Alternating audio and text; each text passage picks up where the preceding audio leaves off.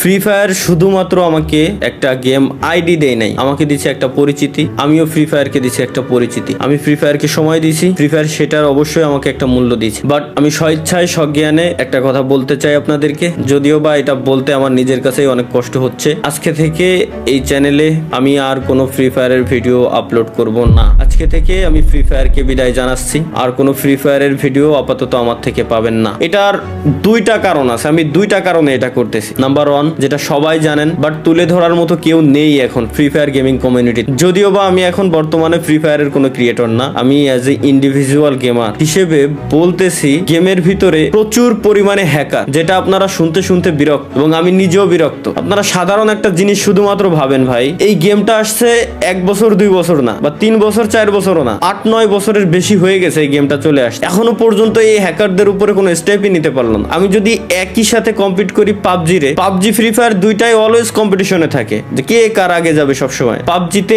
এই হ্যাকার নিয়ে অনেক আগে থেকে তারা স্টেপ নিয়ে নিছে। ইভেন পিসি প্লেয়ার যারা আছে পাবজির, পিসিতেও তারা হ্যাক ইউজ করতে পারে না। বাট ফ্রি ফায়ারে কেন এই স্টেপটা নেওয়া হয় না? এই হ্যাকের কোডগুলো সেল করে কারা, এটা বলতে পারবেন আমাকে? যাই হোক ভাই, এগুলো দেখতে দেখতে বলতে বলতে বিরক্ত। এর ভিতরে দোষ আসলে এই হ্যাকারটা প্রমোট করছি আমরাই দিন শেষে, সত্যি যেটা বলতে হবে ভাই। কেন? কারণ আমার ম্যাচে কোনো হ্যাকার করলে আমি উল্টাপাল্টা রিয়াকশন দিয়ে ভিডিও ছাড়তাম যে জাদুকর আসে, এ আসছে, ও আসছে। দিন শেষে ওইসব হ্যাকাররাই প্রমোট পাইতো। এখন তো ওপেনে ইউটিউবে বিভিন্ন হ্যাকাররা আসলে হ্যাক নিয়ে গেম টেম খেলে, লাইভ স্ট্রিম করে, তাদের চ্যানেলে লাখ লাখ সাবস্ক্রাইবার বানায় নিস। তো আসলে এগুলোর উপরে স্টেপ নেওয়া হয় না। এটা আমি গেরিনার অফিসিয়াল মডারেটরের সাথেও আমি এই ব্যাপারে কথাবার্তা বলছিলাম এবং তাদেরকে আমি পার্সোনালি ওইসব হ্যাকারের চ্যানেলের লিঙ্ক পর্যন্ত দিয়ে আসছি, পেজের লিঙ্ক পর্যন্ত দিয়ে আসছি। যখন আমি ছিলাম পার্টনারশিপে, তখন তাদের উপরে তারা স্টেপ নিছে, কয়েকজনের উপরে স্টেপ নেওয়া হয় নাই। মাঝে মাঝে গেরিনা অফিসিয়াল পেজ থেকে পোস্ট করে যে আজকে 6 লাখ হ্যাকারের আইডি ব্যান হয়েছে, কালকে 5 লাখ হ্যাকারের আইডি ব্যান হয়েছে। বাট কই ভাই, এখনো পর্যন্ত পার্মানেন্ট কোনো সলিউশন তো দেখলাম না। আইডি ব্যান তো পার্মানেন্ট ডিরেক্ট কোনো সলিউশন না। গেম খেলা অবস্থায়, গেমে থাকা অবস্থায় আপনি ডিরেক্ট ব্যানের কোনো স্টেপ কেন নেন না? আপনারা কেন করতে পারেন না? এত বছর হয়ে গেল এই গেমটারে কি কাস্টমাইজ করতে পারেন না? গেমে কি শুধুমাত্র নতুন নতুন স্কিন, গান স্কিন, এটাই কি? এভাবে কি গেম চলবে? কোনোদিনও চলবে না। তো যাই হোক, পয়েন্ট নাম্বার 2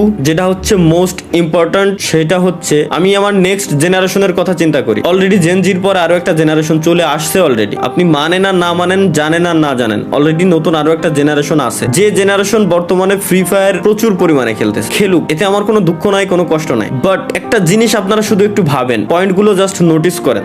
এই নতুন জেনারেশন গেমের ভিতরে আসতেছে, ই স্পোর্টস তারা খেলবে, একজন ই স্পোর্টস এর প্লেয়ার হবে, তারা দেশের নাম উজ্জ্বল করার জন্য বাইরের কান্ট্রিতে তারা যাবে। এই আশা নিয়ে তারা যখন গেমের ভিতরে ঢুকতেছে, গেরিনা তো এইভাবেই গেমটাকে বর্তমানে প্রমোট করতেছে, তাই না? যে স্পোর্টস এর দিক দিয়ে। তো এই আশা নিয়ে একজন প্লেয়ার যখন গেমের ভিতরে আসবে, নতুন একজন প্লেয়ার গেম খেলা শুরু করবে, তখন তার পাশাপাশি তার যে অপোনেন্ট থাকবে, যে এনিমিগুলা থাকবে, এনিমিগুলা গেমের ভিতরে গান স্কিন পারচেজ করছে, গান স্কিনের এক্সট্রা অ্যাবিলিটি আছে, গাড়ির এক্সট্রা অ্যাবিলিটি আছে, প্রত্যেকটা জিনিসের এক্সট্রা অ্যাবিলিটি আছে। ওই অ্যাবিলিটি ইউজ করে যখন ওই প্লেয়ারটাকে মারবে, তখন ওই প্লেয়ারের মাথায়ও সেম জিনিসটা কাজ করবে, কারণ তারা ছোট, যারা নতুন জেনারেশন আসছে তারা ছোট। তাদের মাথায় একটা থটই আসবে যে তাইলে আমিও গান স্কিন কিনবো, নাহলে আমি তো ওরে মারতে পারতেছি না। এতে করে জোর করে তাকে গান স্কিন কেনানো হচ্ছে, জোর করে তাকে টপ আপ করানো হচ্ছে। সে স্বেচ্ছায় করতেছে না, জোর করে তাকে করানো হচ্ছে। এটা আপনাকে মানতেই হবে, 100% আমি বলবো আপনাকে মানতেই হবে যে এমনটা হচ্ছে, দিনকে দিন হইতেই আছে। পে টু উইন গেম হয়ে যাচ্ছে টোটালি। তো এই ব্যাপারে আপনি যদি এখনই পদক্ষেপ না নেন, আপনি যদি এখনই স্টেপ না নেন, আপনার ভবিষ্যৎ প্রজন্ম টোটালি শেষ, টোটালি ধ্বংস হয়ে যাবে। এবং আমি আরো একটা কথা বলে দিই, আমি জানি আমার এই কথাগুলো বলার পর, এই ভিডিওটা পাবলিশ করার পর, গেরিনা হয়তো অন্য কোনো ক্রিয়েটর বা আদার্স যত ক্রিয়েটর আছে তাদেরকে সবাইকে এক জায়গায় করে কোনো ইভেন্টের আয়োজন করে আবার হাইপ ক্রিয়েট করে দিবে। আমার এই কথাগুলো তারা মাথা থেকে ঝেড়ে ফেলবে টোটালি। বাট আমি, আপনারা যারা অডিয়েন্স আছেন, আমি আপনাদেরকে বলবো যে এই ব্যাপারে আপনাদের স্টেপ নেওয়া উচিত। যারা সিনিয়র আছেন তাদের এই ব্যাপারে স্টেপ নেওয়া উচিত, না হলে ভবিষ্যৎ প্রজন্ম টোটালি ধ্বংসের মুখে চলে যাচ্ছে এবং ধ্বংস হয়ে যাবে। জোর করে একজনকে দিয়ে টপ আপ করানো হচ্ছে, সে টপ আপ করতেছে, তারপরেই না সেই গেমে জিততে পারতেছে। বুঝতে পারতেছেন? এখনো বুঝেন নাই? আমি আরো একটু ক্লিয়ার করে দেই। একটা ই স্পোর্টস এর প্লেয়ার হওয়ার জন্য মিনিমাম তাকে 3 থেকে 4 মাস মিনিমাম তাকে গেম খেলতে হবে। কিছু না হলেও 3 থেকে 4 মাস তো খেলাই লাগবে তার গেম। তো 3 থেকে 4 মাস সে যখন র্যাঙ্ক ম্যাচ খেলবে, তাকে যখন সার্ভাইভ করতে হবে, মাস্ট বি র্যাঙ্কের ভিতরে তার যাওয়ার জন্য গান স্কিন নেওয়াই লাগবে, গানের এক্সট্রা অ্যাবিলিটি তার নেওয়াই লাগবে, মাস্ট নেওয়াই লাগবে। এছাড়া সে গেমে কোনোদিনও উইন হয়ে আসতে পারবে না। তারপরেই তাকে ই স্পোর্টস এর উপরে যাইতে হবে, স্পোর্টস এর উপরে ফোকাস দিতে হবে। আমি মানলাম টুর্নামেন্ট খেলার জন্য কোনো গান স্কিন লাগে না, টুর্নামেন্টে গান স্কিনের কোনো অ্যাবিলিটি নেই, এটা আমি মানতেছি। কিন্তু ওই পর্যন্ত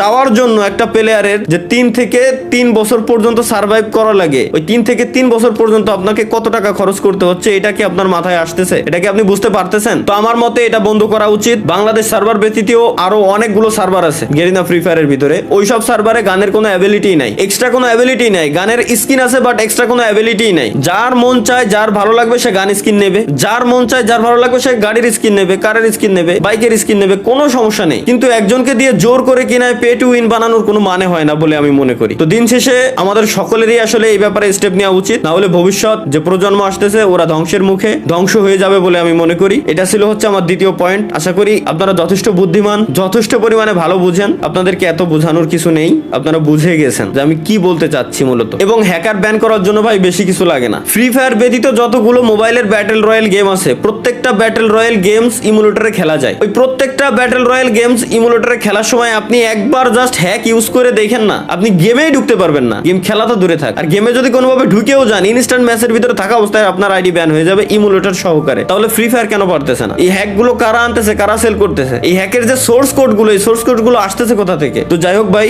যদি কোনোদিনও এগুলো ঠিক হয় তাহলে আমি হয়তো ব্যাক করতেও পারি। তাছাড়া আমি আর ফ্রি ফায়ারে থাকতেছি না, এটাই হচ্ছে আমার অফিসিয়াল স্টেটমেন্ট। আজ থেকে ফ্রি ফায়ারে কোনো ভিডিও আমার এই চ্যানেলে আপনারা দেখতে পারবেন না। এবং হ্যাঁ, কন্টিনিউয়াসলি হয়তো লাইভ স্ট্রিমে আসবো প্রত্যেক শুক্রবারে, যেভাবে আসতাম আপনাদের সাথে আড্ডা দিতাম, মজা করতাম, ওটা চলবেই। আমি আমার ভাই ভিডিওর জন্য, এই gaming with Talha is back চ্যানেলের ভিডিওর জন্য, আপনাদেরকে বিনোদন দেওয়ার জন্য যতটুকু মন চাই ততটুকু নিচে আমি নামতে রাজি আছি। এর মানে এই না যে আমি বলদ। যতটুকু জানতাম, যতটুকু বললাম, আমি চাই প্রত্যেকেই আপনারা এই ব্যাপারে স্টেপ নেন। যদি বাঁচাইতে চান গেমটাকে, যদি বাঁচাইতে চান ভবিষ্যৎ প্রজন্মটাকে, আর যদি বাঁচাইতে না চান 48 ঘন্টা পর ভুলে যায় আমার কথা, কোনো সমস্যা নেই। ধন্যবাদ সকলকে, আল্লাহ হাফেজ, বিদায় ফ্রি ফায়ার। আরে আমার আসমানেতে ফেলাই দিয়েছে ভাই ওই আসমানে ঘুরে ঘুরে মারছে। আরে ওর আকাশে ভাই ও করলো কি? আবে আল্লাহ আস্তাগফিরুল্লাহ, লা ইলাহা ইল্লাল্লাহ। देख के अरे ये कहाँ से आ गया? ये देखो पहले CS रैंक नहीं तो फिर बताओ, अब बैन ही नहीं हो रहा है, इसको रिपोर्ट भी किया।